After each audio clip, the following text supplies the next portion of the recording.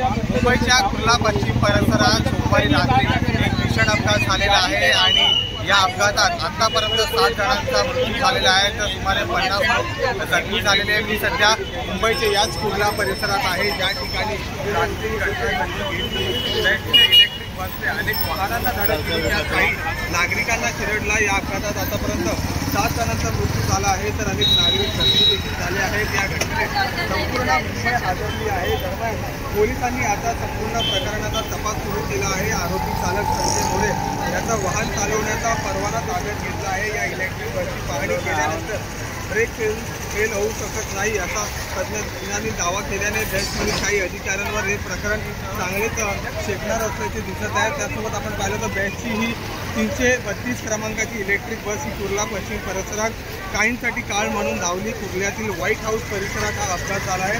प्रथम एका ऑटोला धडक या बसने अनेक वाहनांचा चुरडा केला आहे आणि अपघातकार्यांना चिरडले। अखेरीस आंबेडकर कॉलेजच्या गेटला बसने धडक दिली आहे। स्थानिक नागरिकांनी बसचा सामना करून बस चालक संजय मोरे याला टोचले देखील आहे। हा जो गेट आहे ज्या गेटनी बस आतमध्ये शिरली होती आणि या संपूर्ण घटनेकडे आपण पाहू शकता की पोलीस देखील या ठिकाणी तैनात झालेले आहेत आणि याची तपासणी सध्या सुरू आहे। वाहन चालक संजय मोरे या पोलिसांच्या ताब्यात आहे।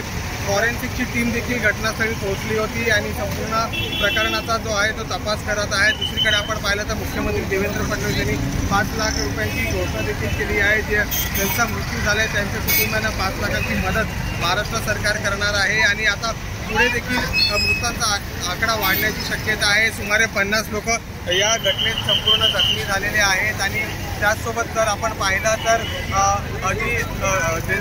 ज्यांच्यावर उपचार सुरू आहेत त्यातले काही लोक जे आहेत ते क्रिटिकल कंडिशनमध्ये आहेत तर हा आकडा देखील आता वाढण्याची शक्यता आहे। Darren Miranda, India news, Maharashtra.